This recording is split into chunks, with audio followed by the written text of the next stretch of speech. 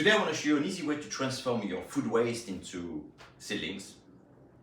So when you have a worm composting bin, you can get worm juice. So I made a previous video on how to harvest the worm juice from your worm composting system.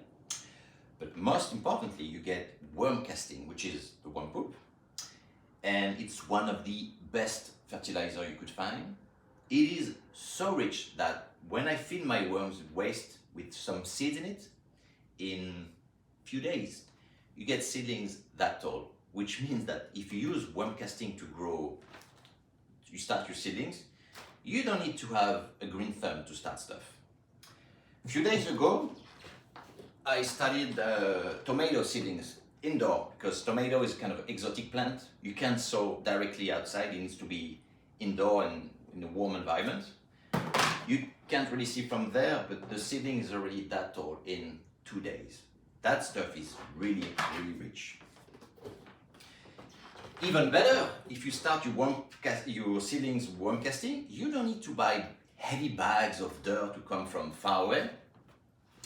So every week, I feed my worms. So I made a few videos on how to feed your worms and the tools that I use and so on.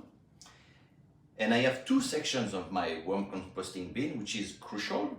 Most of the worm composting you could buy, you could find online on YouTube and whatever, it's one single item. So when you want to harvest the worm casting, you have to sort all the worms. You could take everything out, but it will slow down the production of your worm casting because you take out the worms.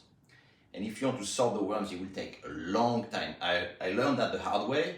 I would listen podcast and do that for a very long time.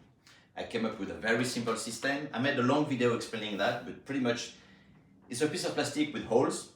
So when one section is full, I start filling the other section. I start filling waste and water.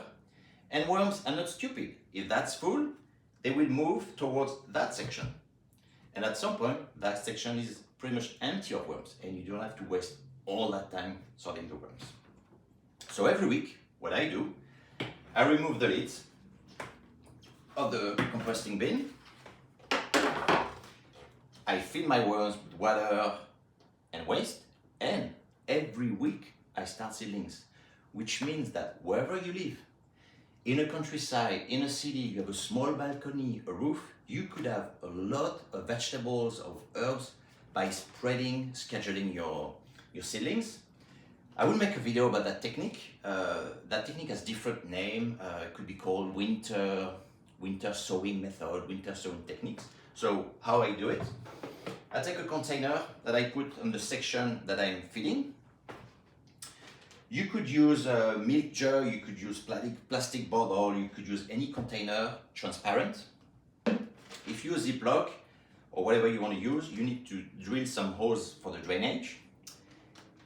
Because worm casting is very, very fine, it will fall in the hole. So at the bottom, I use some cardboard, shredded cardboard from Amazon package. So not only will it protect the worm casting, your seeds not to leave, but it will also store water. So what I do, I put my Ziploc or plastic container right here. I put the shredded cardboard. I put the worm casting from that section, which is full with no worms, right here. Then I compress it. Then I put my seedlings, which is lettuce. I just did it. Then I put more worm casting on top of it to cover the lettuce. And that's it. I close it. I will make a video explaining how I do that outside. And with that system, you can have vegetables, flowers, herbs all year round. You could start that technique in the middle of the winter. I start that the 1st of January in the snow because some plants need cold stratification. A fantastic technique to grow anything, even Phacelia. I think it's that guy. Phacelia, you can grow any melliferous plant for your bees that you can put on a rooftop, on the roof of your beehive. I made a previous video on to put a crate on the roof of your beehive to protect your bees from the heat. Plus, you provide them with water, with nectar. Et voilà!